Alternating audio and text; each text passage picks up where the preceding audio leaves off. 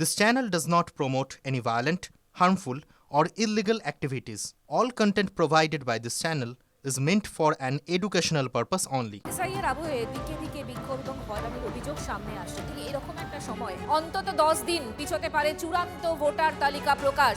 আজ রাতেই বিজ্ঞপ্তি প্রকাশের সম্ভাবনা রয়েছে। সেক্ষেত্রে কি হতে চলেছে, কমিশন সূত্রে কি জানতে পারছি আমরা? শ্রাবন্তী সাহা আমাদের সঙ্গে রয়েছেন, কথা বলবো তার সঙ্গে। শ্রাবন্তী, তাহলে কি এই ডেটটা পিছিয়ে যেতে পারে? কতদিন পিছোতে পারে, কি জানতে পারছি আমরা?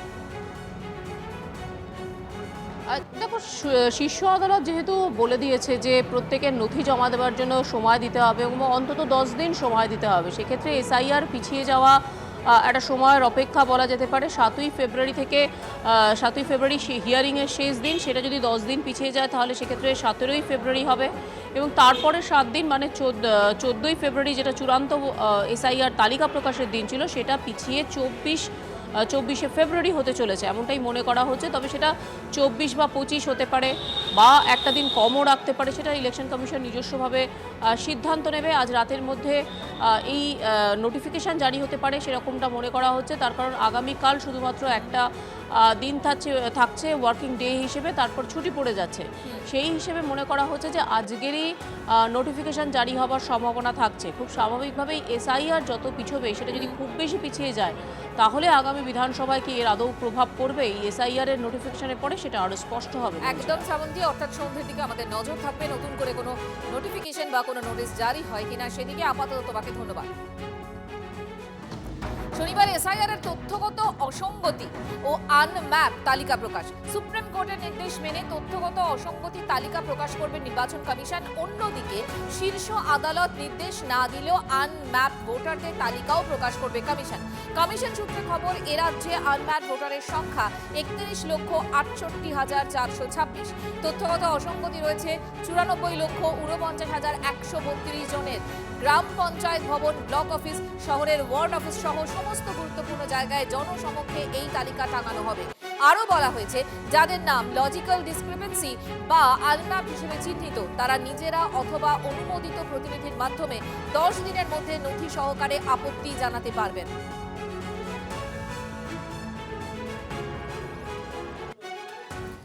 এসআইআর শুনানিতে একের পর এক তাবর তাবর নাম উঠে আসছে যারা শুনানির জন্য ডাক পাচ্ছে। এবার সেই তালিকায় নাম উঠে এলো পরিবহন সচিবেরও নাম। পরিবহন সচিব সৌমিত্র মোহন, তিনি বর্তমানে রাজারহাট নিউটাউন বিধানসভার ভোটার। তারও শুনানিতে এবার ডাক পড়েছে। এসআইআর শুনানিতে একের পর এক নামের চমকের মধ্যে এবার অন্যতম তালিকায় যোগ হলো পরিবহন সচিবের নাম। পরিবহন সচিব সৌমিত্র মোহন, তিনি এবার ডাক পেয়েছেন এসআইআর শুনানিতে। বর্তমানে রাজারহাট নিউটাউন বিধানসভার ভোটার সৌমিত্র মোহন, শুনানির জন্য আগামী রবিবার তাকে তলব করা হয়েছে।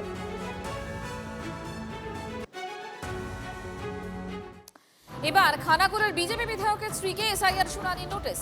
স্ত্রীকে নিয়ে খানাকুল 2 নম্বর বিডিও অফিসে হাজির হয়ে তৃণমূলকে নিশানা বিজেপি বিধায়কের। কমিশনের বিরুদ্ধে বারবার তৃণমূলের তোলা পক্ষপাতের অভিযোগ খারিজ করে রাজ্যের শাসক দলকে খোঁচা সুশান্ত ঘোষের। বিজেপির কয়েকজনকে নোটিশ পাঠিয়ে ব্যালেন্সের খেলা। অবস্থানে অনড় থেকে ফের বিজেপি কমিশনকে তোপ তৃণমূলের। আজ আমি খানাকুল 2 নম্বর ব্লকে এসেছি। আমার আজকে হিয়ারিংয়ে ডাক ছিল। কিছু আমার কাগজপত্র ভুল ছিল, সেগুলো আজকে আমি সাবমিট করেছি। বর্তমান সময়ে তৃণমূল কংগ্রেস এটাকে নিয়ে নোংরা রাজনীতি করছে। আমরা বলবো এটাকে নিয়ে নোংরা রাজনীতি করবেন না। আমাদেরও যেরকম হিয়ারিংয়ে নাম আসছে, ঠিক একই রকমভাবে অন্যান্য বিভিন্ন ক্ষেত্রে যাদের নামের গোলযোগ বা ডিস্টার্ব রয়েছে তাদের ক্ষেত্রে কিন্তু হিয়ারিংয়ে ডাক আসছে।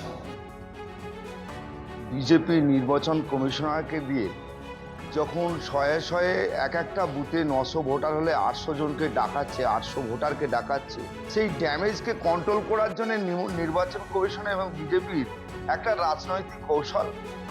তাই আজকে বিজেপির বিধায়কের স্ত্রীর নাম দেখা গেছে। দেখুন, এটা হচ্ছে ড্যামেজ কন্ট্রোল। এসআইআর শুনানিতে ডাক পেয়েছেন এবং সেই আতঙ্কেই আত্মহত্যা করেছেন এমন অভিযোগ উঠল ওই মৃতা মহিলার পরিবারের তরফে। কুলপির ঘটনা। মৃতার নাম খালেদা বিবি পুরকাই, তার বয়স 50 বছর এবং মৃতার পরিবারের তরফ থেকে যে অভিযোগটা করা হচ্ছে, এসআইআর শুনানিতে ডাক পাওয়ার জন্য আতঙ্কে ছিলেন তিনি এবং সেই আতঙ্কের বশেই কীটনাশক খেয়ে আত্মহননের পথ বেছে নিয়েছেন।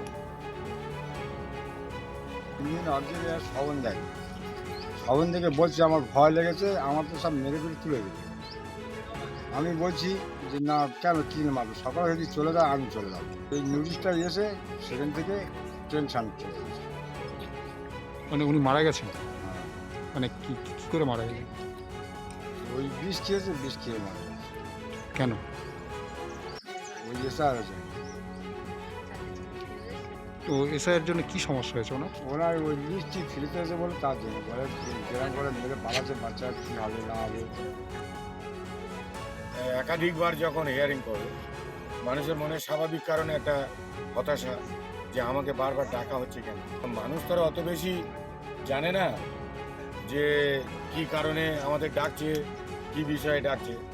এখন যদি বলা হয় যে আমার মা সেই 90 দশকে কোনো আইন ছিল না, আর আমার মার বিয়ে হয়েছে আজ থেকে 80-90 বছর বয়স, আর এখন যদি আমার মাকে জিজ্ঞেস করা হয় যে তুমি 14 বছর বয়সে কেন বিয়ে করেছিলে, আইন এটা কোনো আর কথা হলো? এইগুলোর জন্য তো মানুষ বেশি